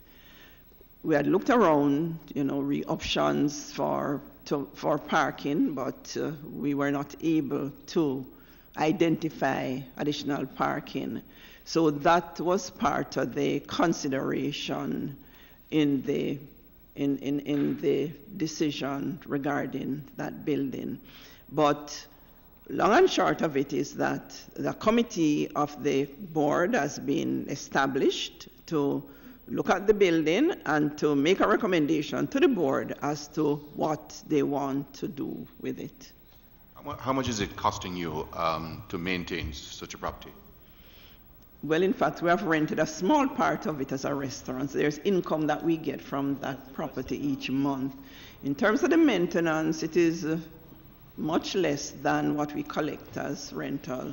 So the net effect is that we get some net flows from that property.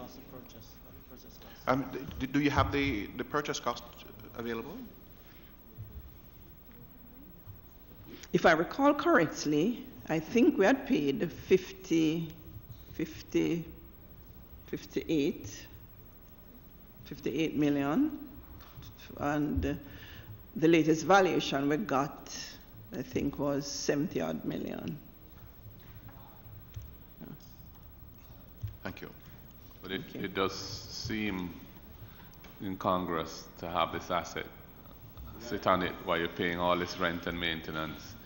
And in a low interest rate environment, you could probably finance the purchase of something suitable. If that isn't suitable for you, sell it and find something that is and stop paying all this rent. But, yes, Mr. Clark. Mr. Chairman, I was going down the same pathway that you're on, because with the whole talk about the revitalization of the downtown area, this could be an asset if it was being rehabilitated.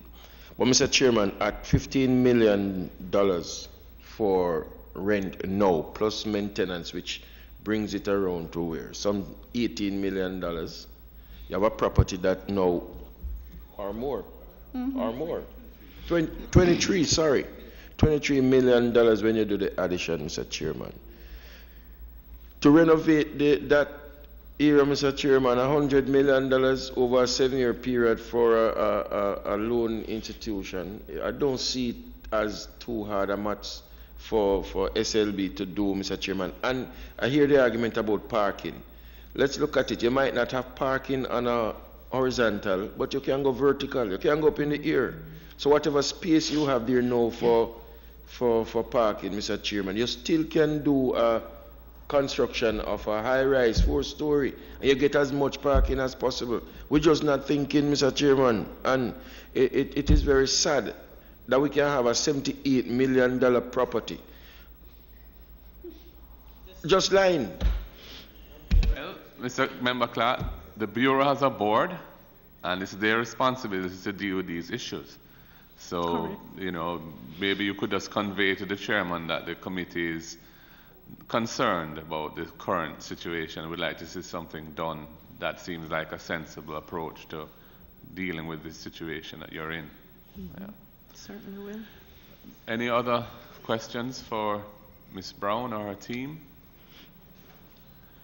If not, I would just thank you very much for coming and for giving us your feedback on these issues.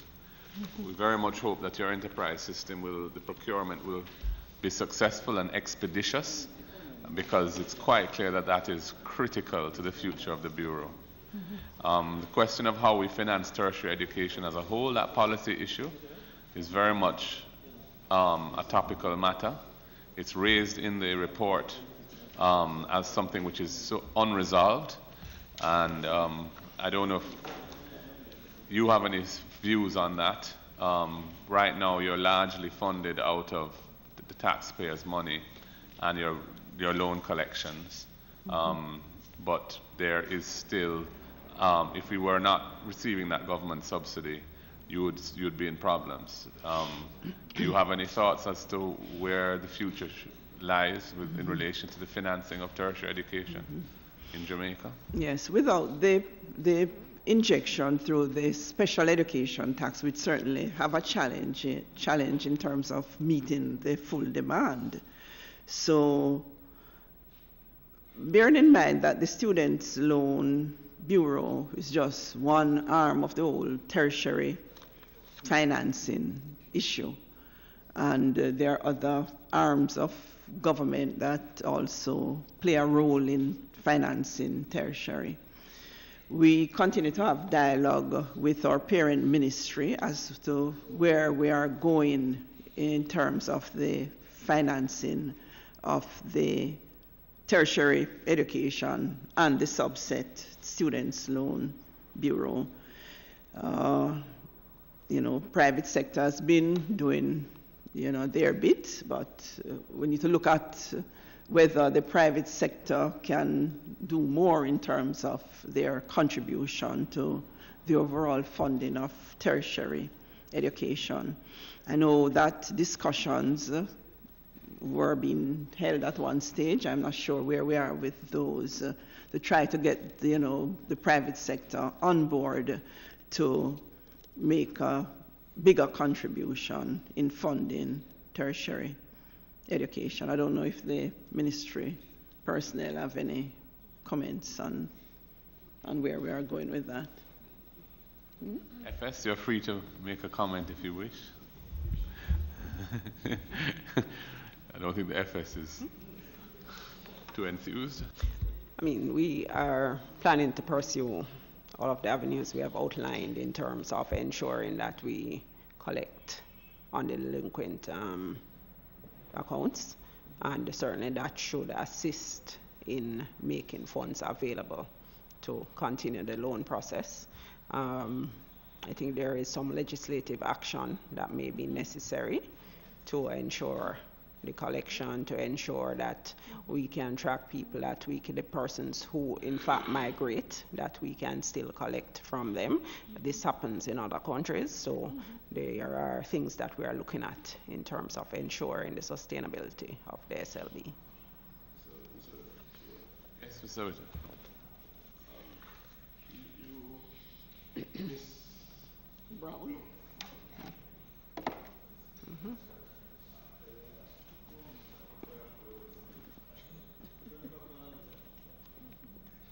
You speak to the issue of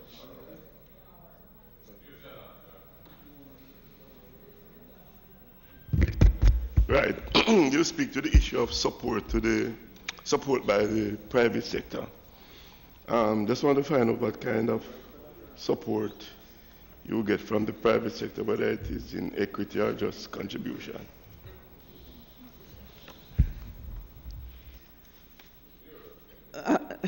Well, at one stage we were able to access borrowing from the private sector.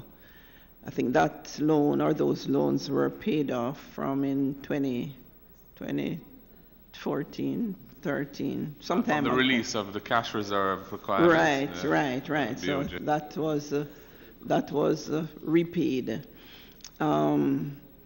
But in terms of the contribution of the private sector, I guess by way of more, scholarships, more bursaries, because that would help to reduce the demand on the SLB for increasing disbursements. So in as much as the numbers are not necessarily increased in terms of the dollar value, it continues to increase. So, I guess by way of scholarships, bursaries, and I don't know whether the need will arise in the near future for us to enter into further borrowing arrangements. I don't know. Yeah, I would just say that given that you've gone to a substantial grant-funded, if I call it grant-funded, taxpayer-funded model plus the collections on the loans, looking at your loan terms and maybe retailoring them to be a little more borrower-friendly over a young person who has a career ahead of them. So rather than compounding interest while they're at school and then treating a thing as being non-performing when they hardly started to work and requiring guarantors and all these things, I think need to be re-looked at so that the loan policy of the Bureau is in sync with what the needs of students really are. And if you have a good loan management module and you have aggressive debt collection, I think tailoring that with a more well-designed loan process or policy would be take the Bureau a long way forward. Anyway, thank you very much. Members, any other business? Yes, Chair. Mr. Warmington. Mr. Chairman, I want to put on record the fact that the quality of material and the timeliness of the issuance of these material coming out of the committee section is commendable. In particular, the listing of material before the committee is a new concept, and it's very informative, and I'm really impressed with it, and I want to commend Mrs. Beckford Douglas and her team for the preparation and the issuance of this. So I want to commend the committee, and particularly Mrs. Douglas Beckford. Thank you. Thank you. Yes, we'd like to commend Mr. Wilmington for the generosity of his remarks. Chairman, I am generous when there's need to be generous. Yes, Member Guy. Chairman, during the sitting just now, we got a report from the Transport Authority. I just have a little issue that I want to raise here. I'm going to propose that we actually look at this at the next sitting prior to the start of whatever the substance, because it really was something that would have been a matter arising from the minutes, but we didn't have it physically before us at the time, and I haven't even read it. So, but it's a matter arising from it, and I'd like for us to have a look at it. Now? Yes. All right. Just one aspect of it, Chairman. Okay. But it would mean... It was reported at the meeting we had with the Transport Authority that the basis for not having those 5 buses that were bought by the Transport Authority, the managing director indicated that one of the main reasons was that it could not climb Mount Rossa. You do recall that particular statement being made, and those who were here also recall that. He was challenged on that because members of the committee indicated that the same buses are being used by the JUTC to go on the hilly routes, and in fact a study was done on them before, and he says that was what was presented from their assessment by the Transport Authority. Now, included in this document here today is a report from the then general manager, still general manager for operations, and the rationale for disposal of 5 buses. And it does not include any of what he indicated on that particular day that he sat before this committee. There are reasons given here which does not coincide with what was presented by the goodly gentleman at the meeting. And my feel is that the committee was misled in terms of the basis for it. Speaking to Exhibit 8. This is why I didn't want to take this now, because I haven't read it, and I don't think many of us would have had the chance during the meeting to read it, unless they had seen it before when it was sent by email. Which I it was sent by email. I wasn't aware of that. Yeah, neither was I, but it was apparently, and I don't doubt it because we do get emails with multiple attachments and so on. But on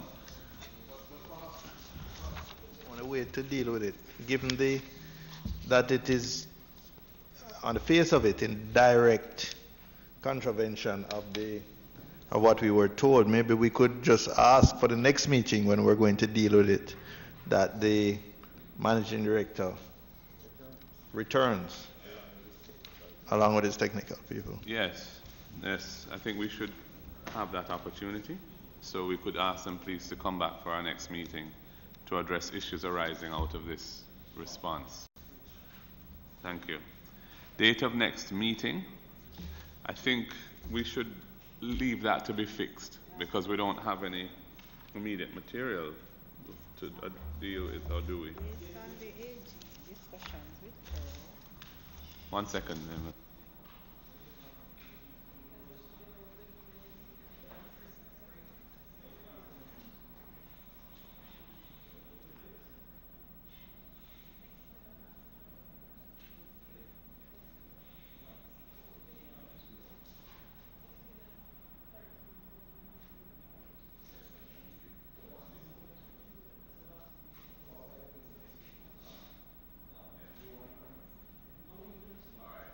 There is a report from the PIOJ on the Sustainable Development Goals that the Auditor General is recommending we look at. The next available date for us is the 29th of January. So could we just agree and set that date from now? It's a performance audit on Jamaica's preparedness for implementation of the SDGs. Yeah, and it was tabled in September. So the 29th of January. All right, thank you very much, members. And given that we won't be meeting again before Christmas, may I take this opportunity to... What? As a committee and the staff and so on, and Madam Clark and all the rest of it, wish you all a very peaceful and enjoyable Christmas season, and look forward to seeing you in good health and hearty spirits next year when we resume. Thank you very much. So, would someone move for the adjournment? Thank you. Thank you. Meeting is now adjourned.